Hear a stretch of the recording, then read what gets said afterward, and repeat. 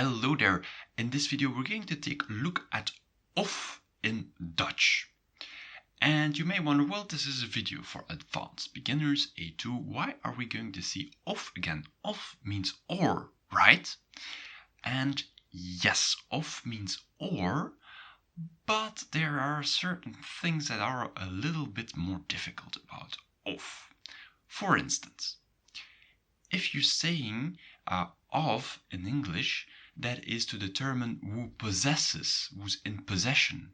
For example, the ballpen of Jan, the stylo van Jan. And in English, you're going to use of, but that's something that's not natural, right? The ballpen of Jan, no, you're going to say Jan's ballpen. Or, ballpen. But in Dutch, it's actually the other way around. We can also say Jan's stylo, like this. Jan's stylo, so Jan's ballpen. But we're going to tend to prefer the one that is above, which uses van. So that's a little trap, because you see of very often. You might think of, that's also to determine possession, but no, we use van in Dutch, and we use it more often than Jan's stylo, not ballpen. All right, so that's a first thing to mind, and the second thing, and it's the second use of in Dutch, and that is to translate weather. Not the weather like if it's sunny or not sunny or rainy, who knows, like in Belgium and the Netherlands. Well, no, weather written like this, weather. And weather, you can use it in two ways. For example, to have an insecurity. For example, ik ben niet zeker of hij komt. I am not sure whether he's coming. And in English, you would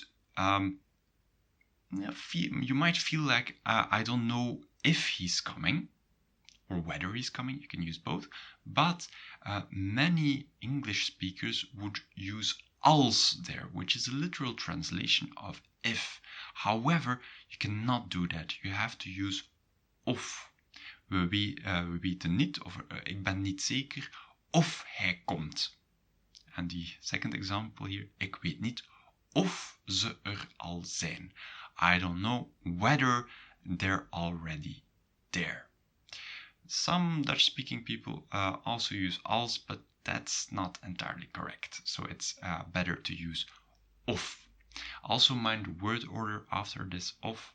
You put the verbs at the end, as you can see in ik weet niet of ze al zijn. I don't know if they there already are. Literally, Dutch word order. All right.